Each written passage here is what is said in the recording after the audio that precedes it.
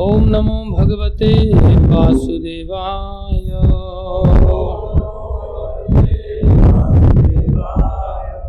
ओम नमो भगवते वासुदेवाय।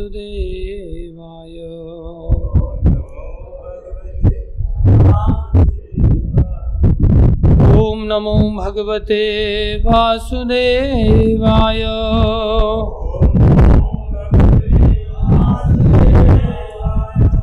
नारायणं नमस्कृत्यं नरं चैव नरोत्तमं देवीं सरस्वतीं व्यासं ततो जयमुदीरये।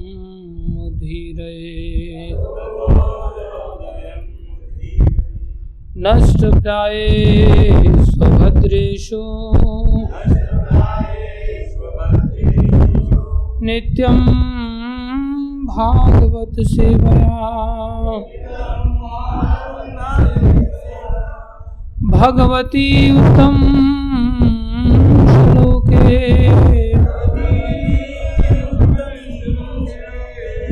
भक्तिर्भवती नैष्ठिकी।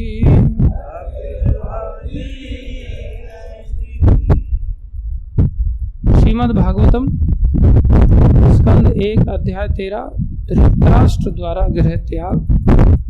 श्लोक संख्या 46। काल कर्म गुणाधीनो देहो अयं पांच भौतिकः।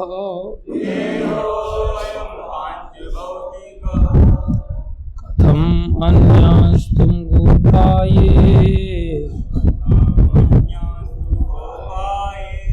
सर्पग्रस्तः यथा परम्।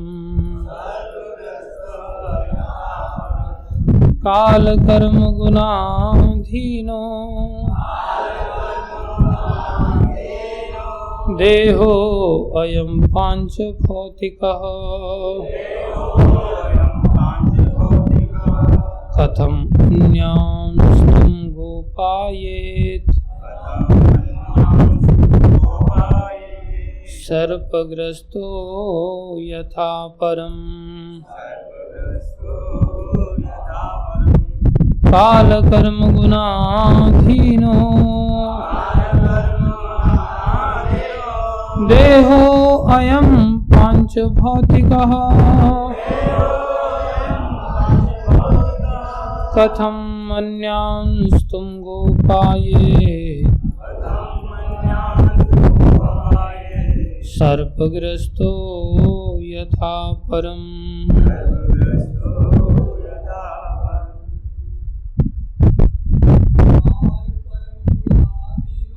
काल कर्म गुणाधीनो देहो अयं पांच भौतिकः। कथम अन्यास्तुम गोपाये सर्पग्रस्तो यथा परम्। काल कर्म गुणाधीनो देहो अयं पांच भौतिकः। कथम अन्यांस्तुम गोपायेत सर्पग्रस्तो यथा परम्।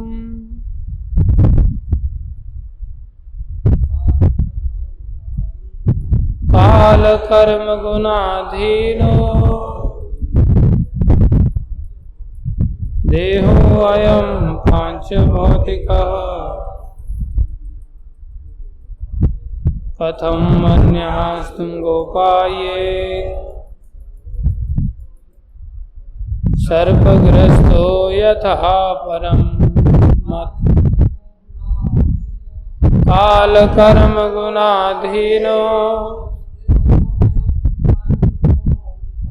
देहो अयं पांच भौतिकः। कथम अन्यांस्तुम गोपाये सर्पग्रस्तो यथा परम। माताएं, काल कर्म गुणाधीनो देहो अयम पांच भौतिका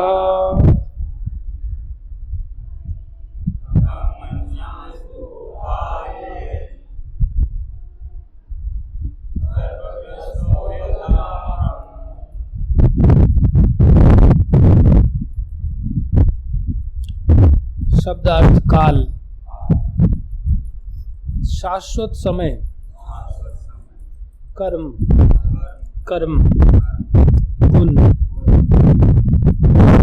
प्रकृति के गुण, अधीनः के अधीन, देह, भौतिक शरीर तथा मन,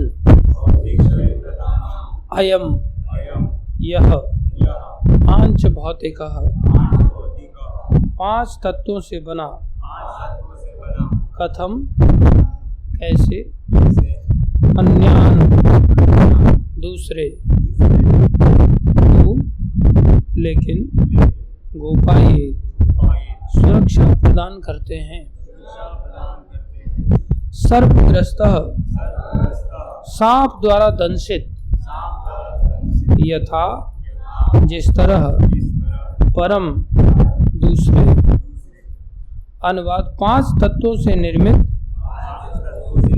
यह स्थूल भौतिक शरीर पहले से ही सनातन काल, कर्म तथा भौतिक प्रकृति के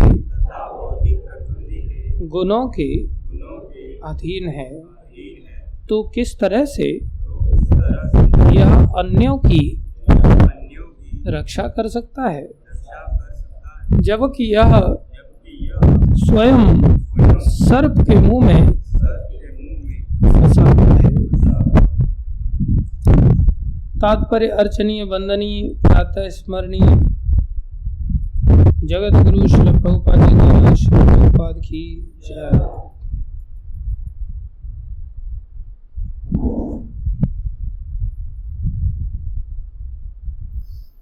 राजनीतिक, आर्थिक, सामाजिक तथा सांस्कृतिक प्रचार द्वारा विश्व आंदोलनों से किसी को कोई लाभ होने वाला नहीं, क्योंकि श्रेष्ठ शक्ति द्वारा नियंत्रित होते हैं। बद्ध जीव पूरी तरह से भौतिक प्रकृति के नियंत्रण में होता है, जो प्रकृति के तीन गुणों के प्रभाववश होने वाले कर्म तथा सनातन काल के रूप में व्यक्त होता है। प्रकृति के तीन गुण हैं, अर्थात सत, रज तथा तम। सतोगुणी हुए बिना मनुष्य वस्तुओं को असली रूप में नहीं देख पाता। रजो तथा तमोगुणी व्यक्ति वस्तुओं को उनके असली रूप में कभी नहीं देख पाता। अतएव रजोगुणी तथा तमोगुणी व्यक्ति अपने कार्यों को सही दिशा नहीं दे पाते। केवल सतोगुणी व्यक्ति ही कुछ हद तक ऐसा कर पाता है। चूंकि अधिकांश व्यक्ति राजसी तथा तामसी होते हैं, अतएव उनकी योजनाएं तथा परियोजनाएं शायद ही अन्यों को कुछ लाभ पहुंचा सके। प्रकृति के गुणों के भी ऊपर शाश्वत समय होता है, जो काल कहलाता है, क्योंकि यह भौतिक जगत की हर वस्तु की आकृति को बदल देता है।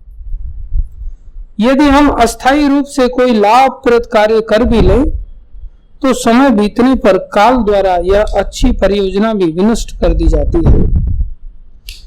यदि कुछ किया जा सकता है, तो इतना ही कि इस सनातन काल से छुटकारा पा लिया जाए, जिसकी तुलना काल सर्प से की गई है, जिसका दंश सदैव जानलेवा होता है। कोई भी व्यक्ति सर्प दंश से नहीं बच पाता। अतएव काल सर्प अथवा प्रकृति के गुणों के चंगुल से बचने का सर्वश्रेष्ठ उपाय भक्ति योग है, जिसकी संस्तुति भगवत गीता में की गई है। सबसे पूर्ण लोक उपयोगी परियोजना यह है कि हर व्यक्ति को विश्व भर में भक्ति योग के प्रचार कार्य में लगाया जाए, क्योंकि उसी के द्वारा लोगों को काल, कर्म तथा गुण द्वारा व्यक्त माया के चंगुल से बचाया जा सकता है। भगवद गीता के 14वें अध्याय के 26वें श्लोक में इसकी स्पष्ट रूप से पुष्टि होती है। ओम अज्ञानम तिमिरन्धस्य ज्ञानञ्जन शलाकया चक्षुरुन्मीलितं येन तस्मै श्री गुरुवे नमः। श्री चैतन्य मनोभीष्टं स्थापितं येन भूतले स्वयं रूपकदा मह्यं ददाति स्वपदान्तिकं। वन्देऽहं श्रीगुरुं श्रीयुतां श्रीगुरुं वैष्णवांश श्रीरूपं साग्रजातं सद्गुणा रघुनाथान्वितं तं सजीवं सान्द्वैतं सावधूतं परिजनसहितं कृष्ण चैतन्य देवं श्री राधा कृष्ण पदांसै गणललिता श्री विशाखान्वितांश। हे कृष्ण करुणा सिंधु दीनबंधो जगत्पते गोपेश गोपिका कांत श्री राधा कांत नमस्ते। तप्त कांचन गौरंगी राधे वृंदावनेश्वरी वृषभानुसुते देवी प्रणमामि हरिप्रिये। वाञ्छाकल्पतरुभ्यश्च कृपा सिन्धुभ्यश्च पतितानां पावनेभ्यो वैष्णवेभ्यो नमो नमः। जय श्री कृष्ण चैतन्य प्रभु नित्यानंद श्री अद्वैत गदाधर शिवासादि गौर भक्त वृंद। हरे कृष्णा कृष्णा कृष्णा हरे हरे, हरे राम राम राम हरे हरे। हरे कृष्णा कृष्णा कृष्णा हरे हरे, हरे राम राम राम हरे हरे। हरे कृष्णा कृष्णा कृष्णा हरे हरे, हरे राम राम। गुरुवे गौरचंद्राय राधिकाय तदालय कृष्णाय कृष्ण भक्ताय तद्भक्ताय नमो।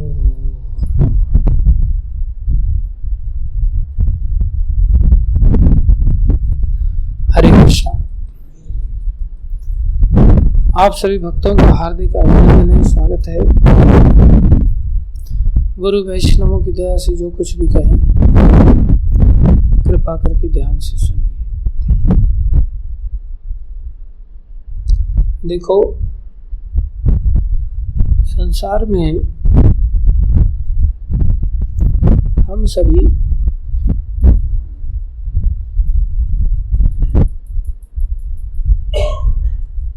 अधीन जीव हैं, स्वतंत्र नहीं है। अपने आप को हम सभी स्वतंत्र मानते हैं, लेकिन स्वतंत्र है नहीं। जैसे मान लो कोई व्यक्ति अगर हमें बांध देता है और बांध करके हमारी डंडे से पिटाई लगाए, तो हम कुछ कर सकते हैं क्या सिवाय सहन करने के? कुछ भी नहीं कर सकते। हमें सहन ही करना पड़ेगा। और अगर हाथ पैर खोल दिए जाए हमारे और फिर कोई डंडा मारे, तब सहन करेंगे? बलवान होगा तो सहन करना पड़ेगा, लेकिन एक आध डंडा तो उसमें मारी जाएंगे। वो अगर 4 मारेगा तो छोटे होकर के एक आध तो मार ही देंगे, नहीं? तो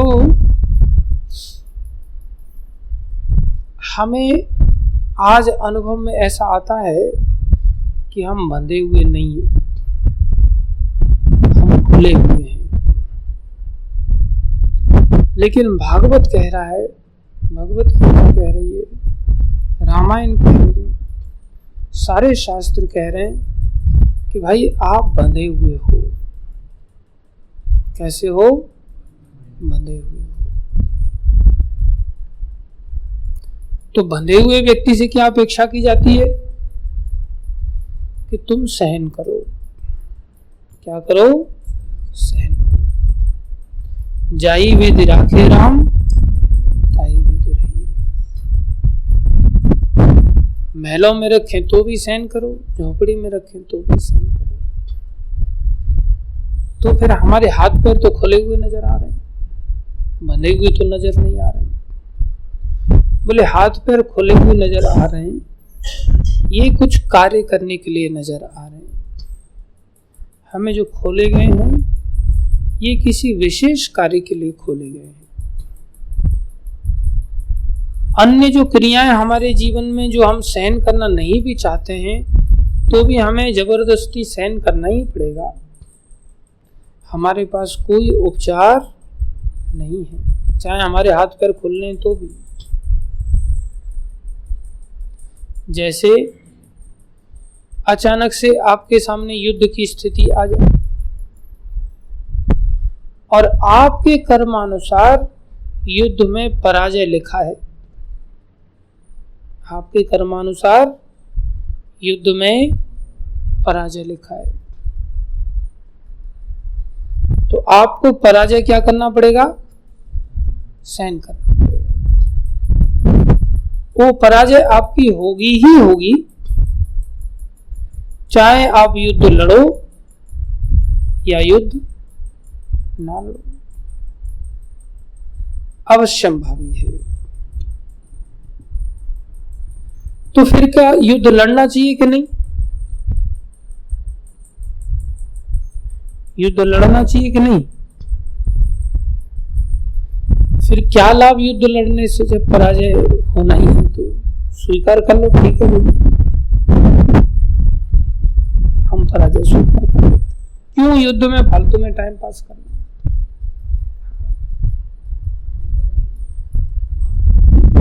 यही तो भ्रम दूर करने के लिए ये श्लोक बताइए।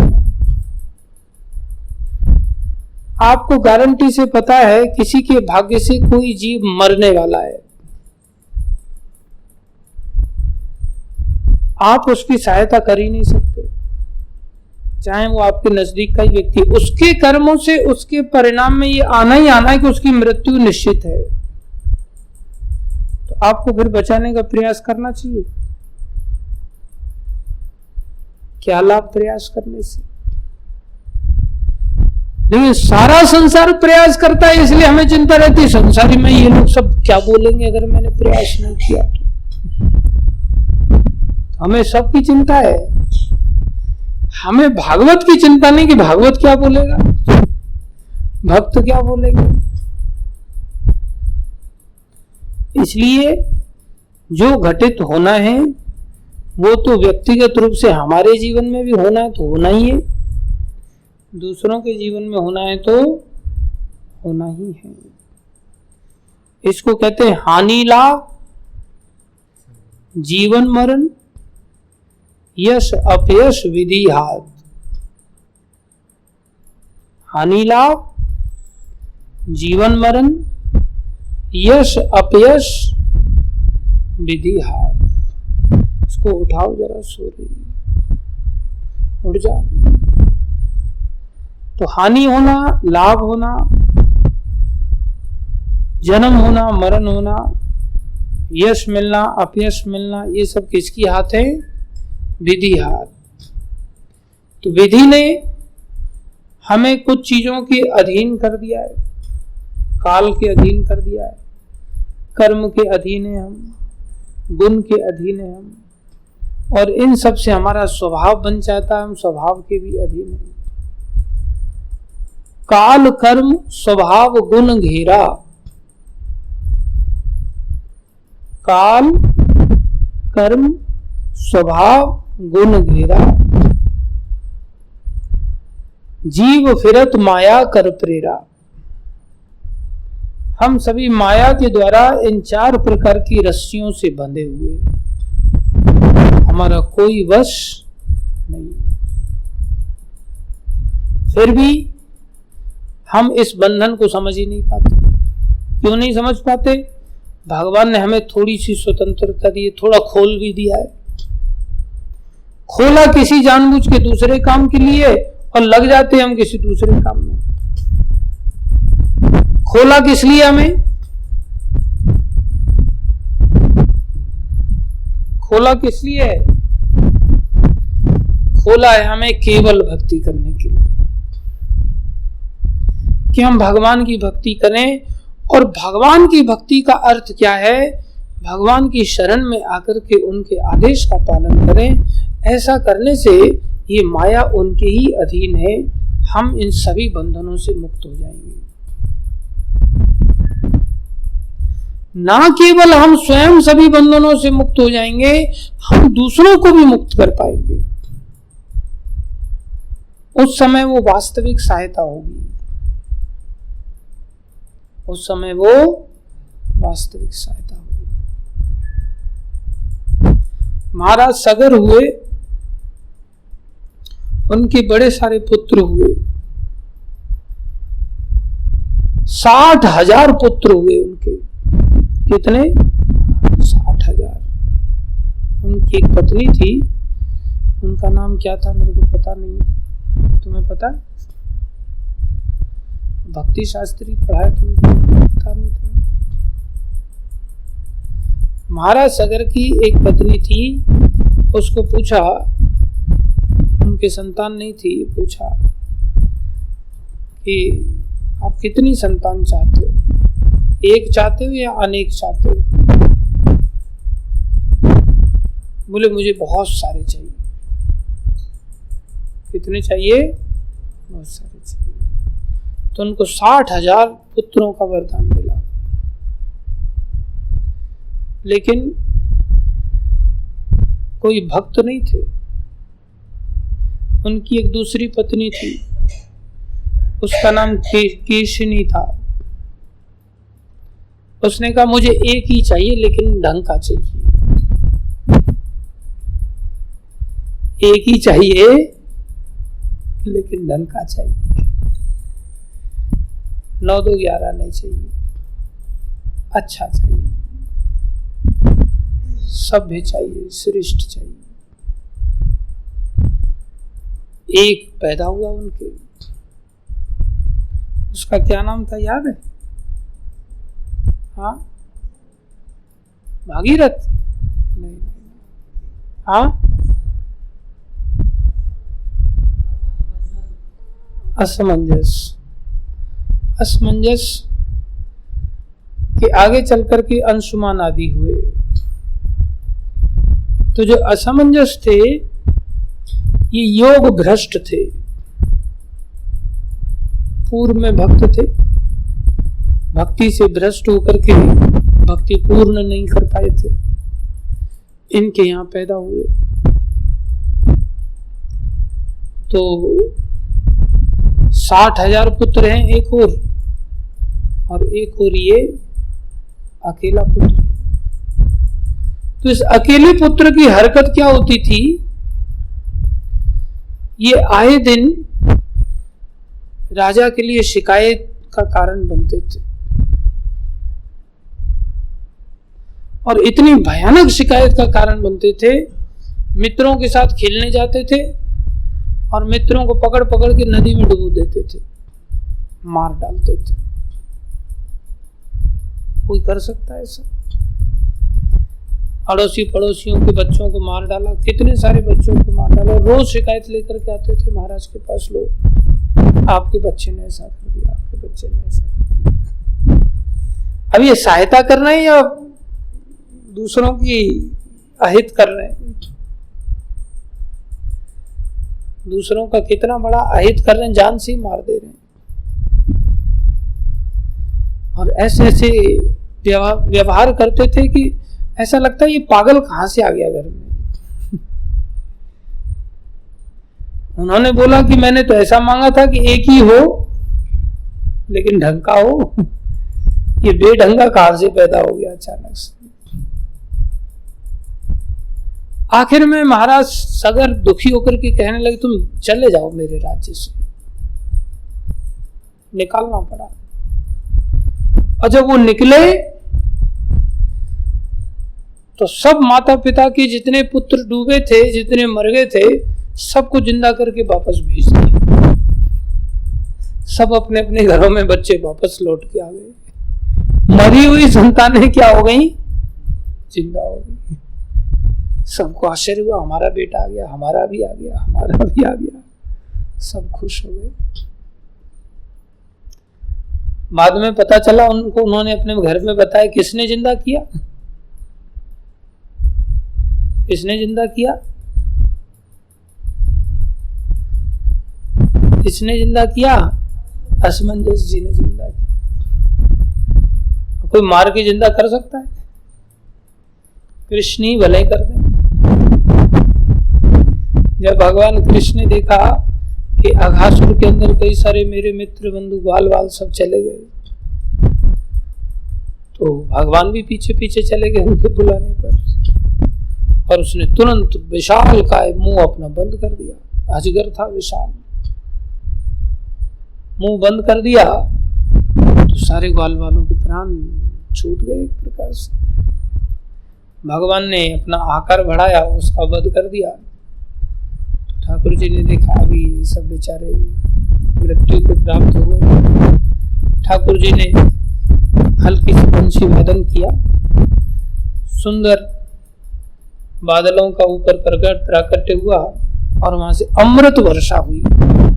एक एक बूंद उनके ऊपर पड़ी और एक एक बूंद से ही सब एकदम से खड़े हो गए। ऐसे खड़े हुए जैसे नींद में से जाग रहे हो। ऐसे ही यमुना जी के नदी पर जब कालिया के कारण जहर काफी फैल गया तो गाय बछड़े आदि ग्वाल वाल वहां भी मर गए थे। वहां भी ठाकुर जी ने सोचा, अरे इनको तो रोज जिंदा करना पड़ेगा यहाँ पर, इससे अच्छा ये झंझट ही मिटाओ। यहाँ तो इतना जहर फैला दिया इसने, कभी ना कभी कभी बछड़ा आएगा, कभी गाय आएगी, कभी ग्वाल वाल आएंगे, अनजाने में कोई व्यक्ति यहाँ पानी पिएगा, या आए दिन मरते रहेंगे, आए दिन जिंदा करना पड़ेगा। इसलिए झंझट को खत्म करो। ठाकुर जी ने कालिया का ही मर्दन कर दिया, उसका ही शोधन कर दिया, वापस भेज दिया। तो ये सामर्थ्य किसमें है? भगवान में है। कि गुरु माता का पुत्र मर गया था, उसको गुरु दक्षिणा के रूप में सांदीपनि मुनि के पुत्र को लाकर के वापस कर दिया। किसने किया? भगवान श्री कृष्ण। देव की माता को उनके 6 पुत्रों को मिलाया, किसने? भगवान श्री कृष्ण। ये सामर्थ्य सहायता की किसमें है? भगवान में। और यहाँ असमंजस जी के अंदर इतनी सामर्थ्य आ गई, उन्होंने डुबाए हुए सब लोगों को जिंदा करके वापस भेज दिया। बोले फिर मारा ही क्यों था? हाँ, अपनी भक्ति को करने के लिए। घर से निकल नहीं पा रहे थे। अब घर से कैसे निकले? तो उन्होंने ऐसा आतंक फैलाया कि ये इनके प्रकार घर वाले ही धक्का मार करके बाहर निकाल रहे। वो भी राजकुमार है, सारी धरती के राजा महाराज सगर, और वो राजपाट से सबसे विरक्त होकर के बोले कुछ ऐसा किया जाए कि ये लोग ही परेशान होकर के धक्का मार के बाहर निकाल। ऐसा आतंक फैलाया, मारी डाला जान से, और बाद में जिंदा करके वापस भेज दिया। जाओ भाई, अब मेरा काम हो गया। बाद में चल करके उनके कारण ही आगे वंश भी चला, अन्यथा कौन जानता था। महाराज सगर के 60,000 पुत्रों ने यज्ञ का घोड़ा जब इंद्र चुरा ले जाते थे तो उनको खोजने के लिए उन्होंने धरती खोद डाली, और सगर के पुत्रों ने इतनी गहरी धरती खोद दिया कि उस खुदाई के कारण सागर बन गया। धरती पर कितना सारा पानी स्टोर हो गया, उसके कारण हम लाभ ले रहे हैं। लेकिन उनकी सामर्थ्य देखो, कितना विशाल सागर को खोद दिया, और 60,000 के 60,000 मारे गए। एक भी व्यक्ति ऐसा नहीं था जिससे आगे वंश चले। क्या परिवार की सहायता करते हो, क्या किसी और की सहायता करते, क्या राजपाट की सहायता करते। इसलिए हम किसी की कोई सहायता नहीं कर सकते वास्तव में देखा जाए तो।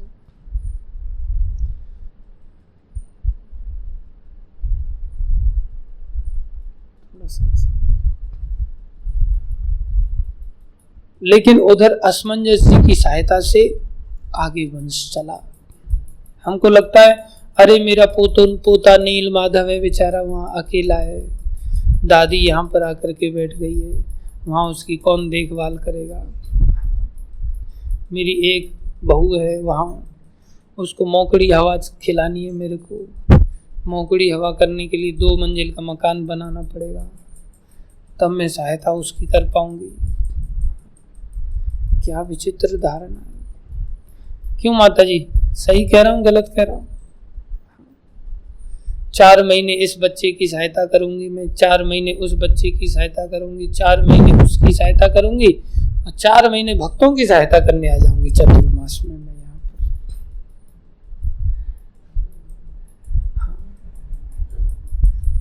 चतुर्मास भक्तों की सहायता। कोई किसी की किसी भी क्षेत्र में एक रत्ती भी सहायता नहीं कर सकता, वास्तविकता तो ये है।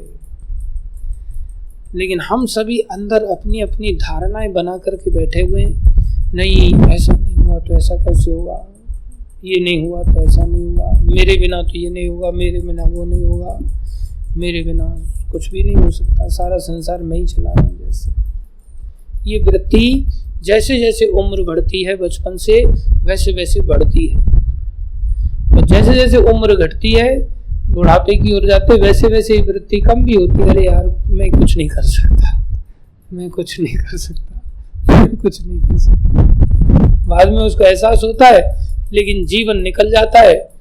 जो और कार्य करने के लिए जो समय दिया था, जो शक्ति दी थी, वो और कार्य कर ही नहीं पाता, भगवान से सहायता नहीं ले पाता वो। इन्होंने भगवान से सहायता लिया, भक्ति करने के लिए क्या क्या नहीं किया, त्याग करने के लिए संसार का क्या क्या नहीं किया। और हम लोग भी ऐसा आचरण करते हैं, लेकिन हम ऐसा आतंक मंदिर में आने के बाद मचाते हैं कि कुछ ऐसा किया जाए कि वैसे तो हम निकल नहीं पा रहे मंदिर से, आसानी से आज्ञा मिलती नहीं, बोले आतंक मचाओ, गाली गलौज करो, गंदी गंदी गालियां दो। कहां तो एक और प्रभु जी, साक्षात प्रभु, और कहां वो प्रभु को बुला करके गंदी गंदी गालियां से उच्चारण कर। शर्म आनी चाहिए। और कहां अन्य प्रकार के आतंक मचाने में लगे रहते। वश में नहीं है तो जान से ही मार दें किसी को। एक हुआ तो हमें बंद कराना पड़ा इसकी वजह से। एक हुआ पीछे थोड़ा दूर है, वो दिखता नहीं इतना, अन्यथा बस चलता तो उठा उठा के कुएं में भी लोगों को पटक देते। क्यों सनातन धर्म गलत कह रहा हूं? सनातन ऐसा नहीं है,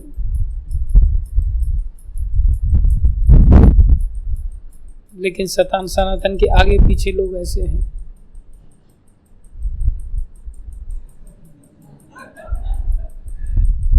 अरे तू ही नहीं, आगे पीछे वो भी है। लेकिन जब से राम ओसी बनाए तब से थोड़ा भय कम हो गया लोगों को।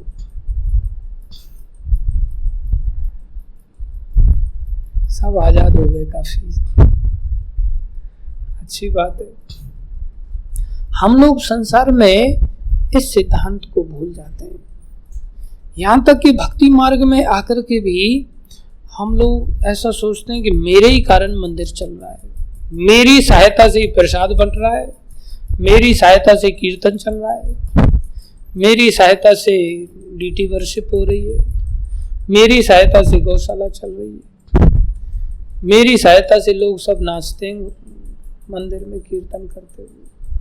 क्यों मुकुल, ठीक कह रहा हूँ? नहीं सोचता ऐसा? वो तो बड़ा महान है ना, वो तो ऐसा सोचता ही नहीं। महान है या लहान है?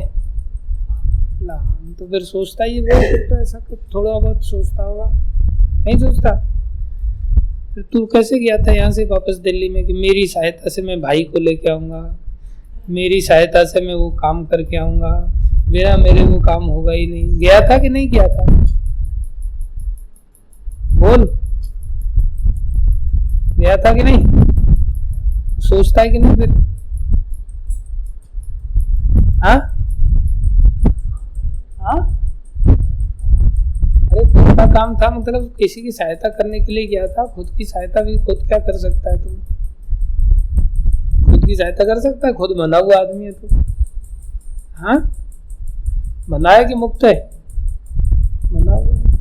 हम सब बंधे हुए हैं, हम लोग कोई किसी का कुछ नहीं कर सकता।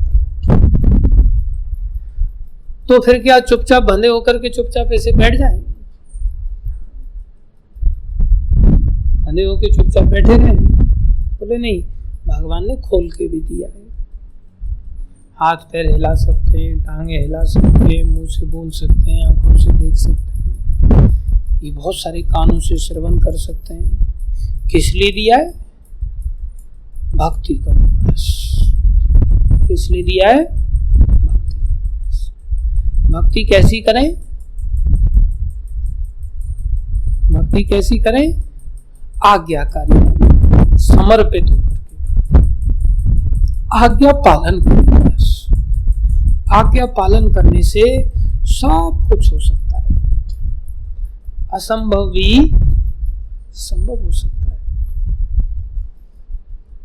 हमारी सब सहायताएं अपने आप हो जाएंगी यदि हम भगवान की आज्ञा का पालन करते हैं। सब कुछ हो जाएगा अपने आप, कुछ भी चिंता करने की आवश्यकता नहीं रह जाती। तो फिर आज्ञा पालन के अतिरिक्त हम जो कुछ भी कर रहे हैं वो क्या है फिर?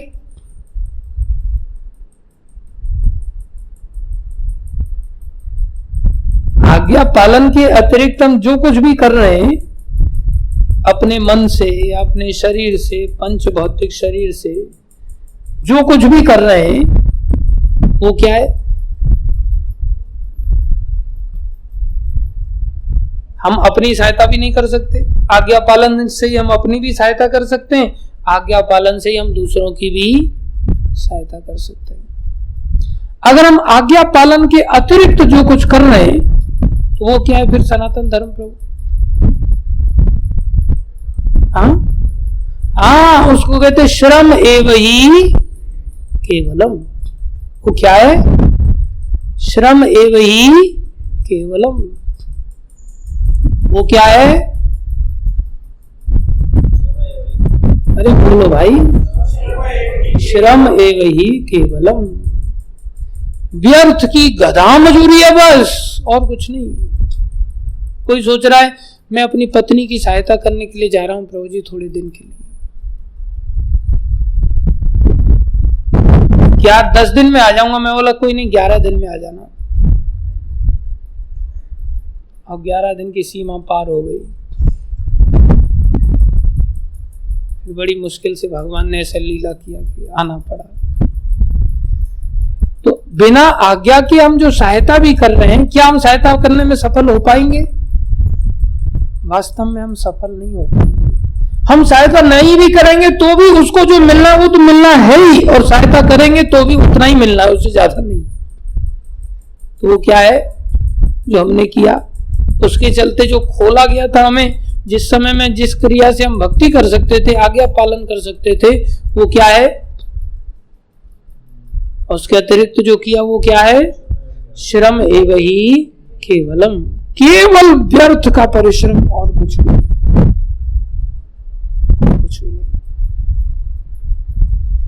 इसलिए संसार में भी हमें व्यवहार करना हो, या मंदिर में भी व्यवहार करना हो, या दुनिया में हम कहीं भी रहें, हमारा प्रत्येक व्यवहार किसके अधीन होना चाहिए? आज्ञा के अधीन होना चाहिए। आज्ञा के अधीन अगर है तो हमारा हत्या जैसा कार्य भी महान कार्य बन जाएगा। हत्या भी हमारी सर्वश्रेष्ठ बन जाएगी।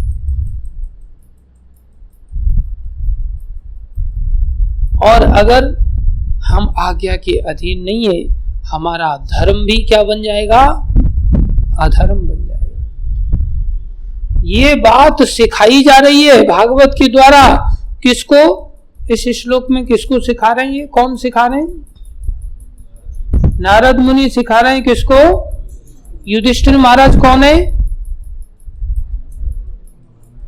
सारी संसार के सम्राट, सारे संसार के सम्राट। ऐसे सम्राट हैं जिनके यज्ञ में शिव जी आते हैं, जिनके यज्ञ में ब्रह्मा जी आते हैं, जिनके यज्ञ में इंद्र आते हैं,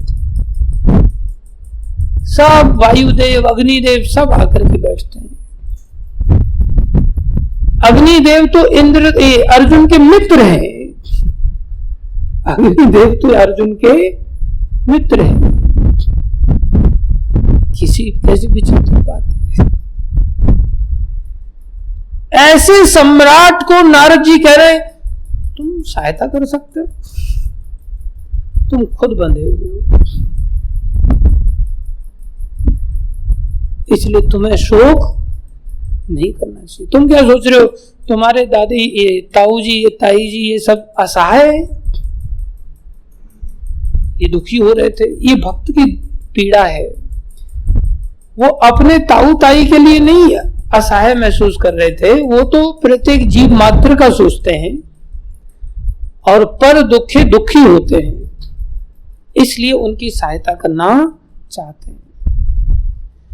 लेकिन जब संबंध की बात आ जाती है, जहां मोह उत्पन्न होने की संभावना रहती है, बोले संबंधी लोगों की तो सहायता करने का प्रयास करना ही नहीं चाहिए किसी भी प्रकार से। वहां मोह की स्थिति पैदा होने की संभावना बन जाती है। इसलिए हम पूरी तरह से एक प्रकार से न्यूट्रल होकर के सारे संसार के जीवों को कृष्ण के मान करके कृष्ण भक्ति के द्वारा सहायता करने की चेष्टा करनी चाहिए। चाहे वो परिवारीजन है या कोई दूसरा है, सबको कृष्ण भक्ति दो। अगर वो कृष्ण भक्ति लेते हैं तो और सहायता करो, नहीं लेते हैं तो उनसे राम राम कर दो। और ऊपर से अगर बांध के रखते हैं तो उनके बच्चों को कुएं में डाल दो। आपकी अगर सहायता नहीं ले रहे हैं वो और उल्टा आपका विरोध कर रहे हैं, आपको निकलने भी नहीं दे रहे हैं आसानी से, तो क्या करो? ऐसा आतंक मचाओ कि उनके बच्चे तक क्यों न मारने पड़ जाएं, लेकिन अपना उद्धार करना बहुत आवश्यक है। इसलिए हमें अगर वास्तव में मुक्त होना है इस अधीनता से, काल की अधीनता से, कर्म की अधीनता से, गुण की अधीनता से, एकमात्र उपाय है इसी बात को यहाँ पर समझा गया। तुम अन्यों की क्या बात कर रहे हो? काल कर्म गुणाधीनो देहो अयम पांच भौतिकः कथम अन्यास तुम गोपाये। तुम अन्यों की क्या सहायता करोगे, क्या सुरक्षा करोगे? सर्पग्रस्तो यथा परम, जिस तरह से सांप के द्वारा दंशित जीव खुद मरा हुआ है, खुद जहर चढ़ रहा है, उसके ऊपर मरने वाला है, वो दूसरे की क्या सहायता कर सकता है? काल सर्प, साधारण सर्प तो संसार के हो सकता है, बच जाए आदमी उससे, काल सर्प से कभी कोई नहीं बच सकता। इसी बात को देव की माता भगवान श्री कृष्ण से जब भगवान का प्राकट्य होता है, उस समय कहती है, प्रभु मैंने काल रूपी ढाल को सर्वत्र देखा। काल रूपी सर्प सब जगह है और हर जीव उससे भाग रहा है, उसको कहीं भी कोई व्यक्ति विश्राम नहीं दिला सकता। जो हम ही खुद भाग रहे हैं, एक मक्खी भी शांति से बैठ नहीं सकती ज्यादा देर, थोड़ी भी हलचल होती तो उसको उड़ना पड़ता है, भाग रहा है मृत्यु से बच के। कौन सा शरीर ऐसा है जहां हम मौत से बचने के लिए भाग नहीं रहे? कौन व्यक्ति ऐसा है जो खुद भयभीत नहीं है? किसी न किसी कारण से हम सब भयों से घिरे हुए हैं। एकमात्र उपाय है, बोले अगर जीव को विश्राम चाहिए तो आपकी शरण में आना चाहिए। अब मैं निश्चिंत हूँ आपकी शरण का अनुभव करते हुए, अब मैं आपकी कृपा से विश्राम का अनुभव कर रही हूँ। ऐसा कौन कह रही है? माता देवकी कह रही है। माता कुंती क्या कर रही है? बोले आप मेरे को दुख दे दो, उससे आपकी उपस्थिति हो जाती है और मैं बच जाती हूँ। तो हमें एकमात्र लक्ष्य निर्धारित करते हुए भगवान की शरणागति का ही जीवन में अभ्यास करना पड़ेगा। वो बचपन से करना चाहिए। जब हम बड़े हो जाते हैं तो फिर हम आज्ञा पालन नहीं कर पाते, हमारी धारणाएं ऐसी बन जाती हैं, नहीं कोई बात नहीं, जाने दो। तो हमारी भक्ति भी कैसी हो? आज्ञा के अधीन हो। श्रुति स्मृति पुराणादि पंचरात्रिक विधि बिना एकांत की हरिर भक्ति उत्पात एव कल्पते। केवल उत्पात मचाते हम जब अपनी मन मर्जी की भक्ति करते। भक्ति भी मन मर्जी की नहीं होती। भक्ति को लेकर के भी हमें चर्चा करनी चाहिए गुरुजनों से। अगर हमारी सामर्थ्य नहीं हो तो प्रश्न उत्तर करने चाहिए। जैसे अर्जुन की सामर्थ्य नहीं थी आज्ञा पालन करने की, युद्ध लड़ने की शुरुआत, तो उन्होंने क्या किया? भगवान के साथ चर्चा किया, परिणाम में वो समझ गए तो फिर उन्होंने क्या किया? आज्ञा का पालन किया। भगवान ने सहायता की। ऐसा लगता है हमें कि भगवान हमारी सहायता क्या करेंगे, हमारी सहायता तो हमें खुद ही करनी पड़ेगी।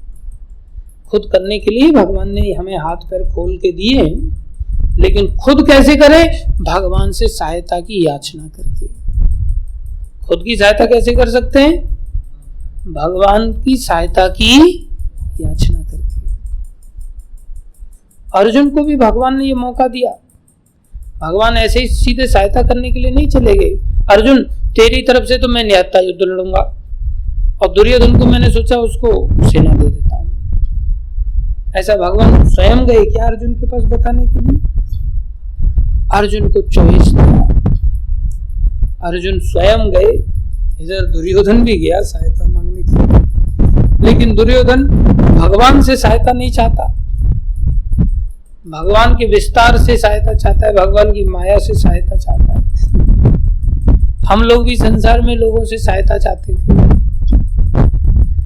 लेकिन हम भगवान से सहायता की याचना नहीं करते, पात्र नहीं बनाते अपने आप को।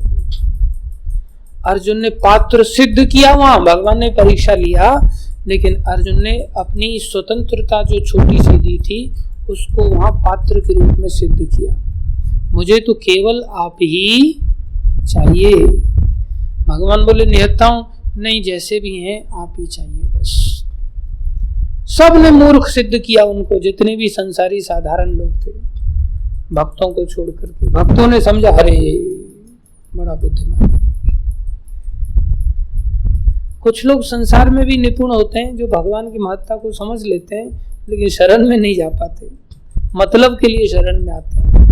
उनको पता है इनके अलावा कोई नहीं। ऐसा ही शकुनी था, उसने दुर्योधन को मूर्ख कहा था, मूर्ख तूने ये क्या किया। वो स्वार्थी था, वो जानता था कृष्ण निहत्थे भी कितने सामर्थ्यशाली हैं, लेकिन फिर भी लोग शरण में नहीं आ पाते थे। तो हमें अपनी सहायता के लिए भी कृष्ण का ही सहायता लेनी चाहिए, वही हमारी खुद की सहायता का प्रयास है। बाद में कृष्ण तो सहायता करने के लिए अत्यंत उदार हैं, अत्यंत लालायित हैं। वो मौका ढूंढते मैं इसकी सहायता कैसे करूं। हमसे ज्यादा प्रयासरत हैं वो हमारी सहायता करने के लिए। अगर हम पूरी तरह से उनकी सहायता का ही आशा रखते हैं, ये यथा माम प्रपद्यन्ते, तो वो भी पूरी तरह से हमारी सहायता करने के लिए तैयार हो जाते हैं। तो हमें एक निष्ठ होकर के उनकी ही सहायता की कामना अगर मन में आ जाए, ऐसा मन बन जाए, इससे श्रेष्ठ बात क्या है। लेकिन ये कई बार हम आज्ञाकारिता को नहीं पालन कर पाते, उसमें भी अवज्ञा कर बैठते हैं। उन्होंने सहायता मांगी और लास्ट में कहा मेरे से युद्ध नहीं हो पा रहा है प्रभु, आप मेरा मार्गदर्शन करो। जैसे हम लोग भी कई बार सोचते संसार में कुछ नहीं रखा है, चलो मंदिर में चले जाते, शरण में चले जाते, आ जाते शरण में। बाद में फिर माया के साथ युद्ध होता है। युद्ध में क्या देखते हैं, एक और सुबह का समय है 4 बजे का, और एक और बिस्तर है सुंदर।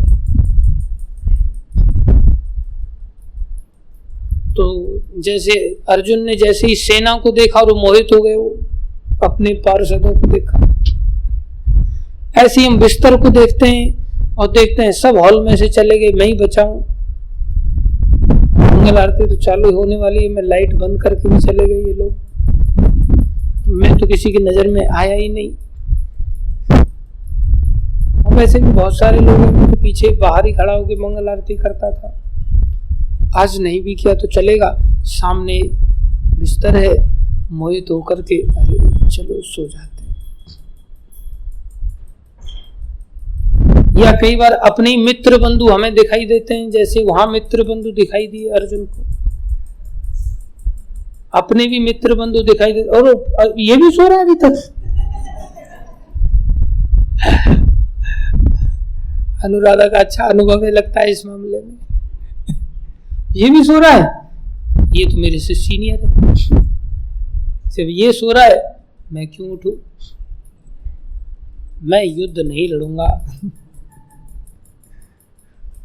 हथियार डाल देते, मोह ग्रसित हो जाते हैं। या देखते हैं अरे मेरे मित्र बंधु इस पक्ष को छोड़कर के उस पक्ष में चले गए, सुबह जप करते समय मंदिर की इस सीमा को लांग करके उस सीमा में चले गए, तब सोचते इधर रहूं या उस पक्ष की ओर से लड़ाई लड़ूं, चलो फिर उधर ही चला जाता हूं, मित्र बंधु चले। ऐसे हम दल बदल लेते हैं। तो हमारी जो भक्ति में आने के पश्चात भी हम लोग आज्ञा का पालन आसानी से नहीं कर पाते, बार बार युद्ध में पराजित होते हैं। ऐसी स्थिति में क्या करना चाहिए, चर्चा करनी चाहिए, स्वयं की ओर से चर्चा करनी चाहिए। आज्ञा के अधीन जो जप किया जा रहा है वो जप श्रेष्ठ है,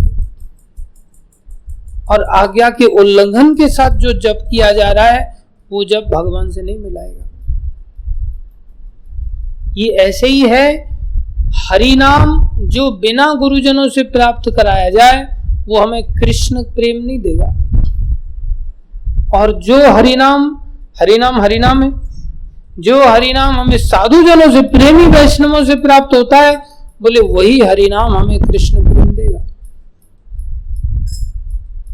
तो साधु जनों से प्राप्त हरिनाम साधु जनों की आज्ञा के अधीन रहते हुए जब किया जाता है तो ही कृष्ण प्रेम जागृत होता है, अन्यथा नहीं। इसलिए एक व्यक्ति मंदिर में सोते सोते हरिनाम कर रहा है, चाहे वो विवश है, और एक जागकर के बाहर आज्ञा का उल्लंघन करते हुए हरिनाम कर रहा है, तो उसका जागा हुआ हरिनाम भी श्रेष्ठ नहीं है और उसका सोता हुआ हरिनाम भी श्रेष्ठ है। इसलिए आज्ञा पालन के अनुसार ही भक्ति कहलाएगी, नहीं तो आगे चल के उत्पात बन जाएगी। आज्ञा कोई ऐसी कठोर नहीं दी जाती, कई बार परिस्थितिवश स्वयं भगवान सुदर्शन चक्र धारण कर लेते, युद्ध में स्वयं ही सहायता करते। तो आज्ञा ऐसी कठोर नहीं दी जाती कि आप लोग जप करो और आज्ञा देने वाले आराम से खर्राटे मारे, तो भी आपकी सहायता करते हैं गुरुजन, वैष्णवजन। इसलिए आज्ञा ऐसी नहीं कि आपको 24 घंटे मंदिर के अंदर ही बैठना है, मात्र 1 घंटे का आपको समय दिया गया, आप 5:30 से लेकर के या 5:15 से लेके जब से मंगल आरती जैसे ही समाप्त हो, आप 6:30 बजे तक मात्र 1 घंटा तो बैठ जाओ जप करने के लिए। तो बहुत ज्यादा कठोर आज्ञा है क्या? कितनी सरल आज्ञा है। 1 घंटे तो हम बैठ ही सकते। लेकिन हम जब सीनियर डिवोटी बन जाते तो फिर आराम से तफरी लेते। मैंने देखा राजकुमार जी निष्ठा के साथ बैठते हैं, हमारे धर्मवीर जी हैं, ये भी निष्ठा के साथ बैठते हैं, हमारे सरनाम जी हैं, ये भी निष्ठा के साथ बैठते हैं। गजेंद्र प्रभु को मैंने देखा बड़ी अच्छी तरह से जप करते हैं। तो ध्यान दें, हम ऊपर से आज्ञा का नाटक करें कि हम बहुत आज्ञाकारी हैं और अंदर से मनमर्जी करें तो इसे पाखंड कहते हैं। क्या कहते हैं? पाखंड। अंदर से जैसा समर्पण है वैसा ही समर्पण बाहर भी लाएं, बाहर से जैसा समर्पण है वैसा ही अंदर भावना को विकसित करें। संघर्ष क्यों न करना पड़े, लेकिन हमें आज्ञा पालन करना चाहिए, बुद्धिपूर्वक करना चाहिए। इससे क्या होगा, हम कितने भी पतित क्यों ना हो, हम पवित्र हो जाएंगे चैतन्य महाप्रभु की दया से। ये मैंने अपने जीवन में अनुभव किया कि महाप्रभु पतित पावन है तो वास्तव में पतित पावन है। कैसे कैसे लोग भक्ति में आ जाते हैं, सोचने से दिमाग हैंग हो जाता है कई बार। ये व्यक्ति भक्ति कर सकता था, कभी संभावना ही नहीं थी। कैसे कैसे हम दुष्कर्म करते थे और फिर भगवान हमारे ऊपर दया करते। लोगों को आश्चर्य होता है ये व्यक्ति कैसे भक्त बना। अभी जैसे धर्मवीर जी हैं, धर्मवीर जी का जीवन शुरू से थोड़ा धार्मिक रहा, अच्छे रहे, भक्ति में आ गए। लेकिन और भी कुछ लोग हैं जिनके बारे में कोई व्यक्ति सोच ही नहीं सकता कि ये व्यक्ति कैसे, लेकिन वो भी माला लेकर के घूम रहे हैं, वो भी माला से जप कर रहे हैं। तो आश्चर्य होता है, इससे तो कभी सोचा ही नहीं जा सकता। ये मांस खाता था, मदिरा पीता था, व्यभिचार करता था, जुआ सट्टा खेलता था, झूठ बोलता था, और कोई सोच नहीं सकता था ये व्यक्ति कभी जीवन में माला लेगा। ये माला लेके घूम रहा है, बराबर में बैठ के जप कर रहे हैं। ये पतित पावन भगवान का नाम सार्थक हो रहा है कि नहीं? हाँ, सार्थक है। पतित लोग भगवान का भजन कर, लेकिन ठाकुर जी पाखंड पावन नहीं है। कोई व्यक्ति अंदर से कुछ और वृत्ति रखता है, बाहर से कुछ और वृत्ति रखता है, उसे पाखंडी कहते हैं। ठाकुर जी पाखंडियों को पवित्र नहीं करते, वो यहीं पड़े रह जाते। तो हमें अपने आप को पतित समझते हुए, समर्पित होकर के, आज्ञा का पालन करते हुए, ये जो स्वतंत्रता आज हमारे पास है, इसको विशेष रूप से आज्ञा पालन में लगाना चाहिए। रात दिन आज्ञा का पालन करें बस, और फिर ये सब भक्ति बन जाएगा, फिर चाहे कुछ भी आज्ञा हो। और अगर आज्ञा पालन नहीं है तो श्रम एव ही केवलम है, हम किसी की कोई सहायता नहीं कर सकते। बहुत दिव्य श्लोक है ये, आप सब लोग इस श्लोक को याद करना, मैं भी इस श्लोक को याद करने की चेष्टा करूंगा। हम लोग के दिमाग खराब हो जाता है ना, हम लोग सोचते हैं मेरे बिना ये नहीं होगा, मेरे बिना। ये श्लोक बहुत अच्छा है, हम सब याद रखें इसको। काल कर्म गुणाधीनो, काल कर्म गुण अधीनो, सिंपल है। क्या चीजें अधीन में? बोले देहो अयम पांच भौतिक, खुद का ही हम काल सर्प के अधीन है। काल कर्म गुणाधीनो देहो अयम पांच भौतिक, कथम अन्यास्तुम गोपायेत, गोपायेत मतलब सुरक्षा देना। कथम अन्यास्तुम गोपायेत सर्पग्रस्तो यथा परम, बोले हम स्वयं ही सर्प द्वारा ग्रसित हैं, दूसरों की क्या सहायता।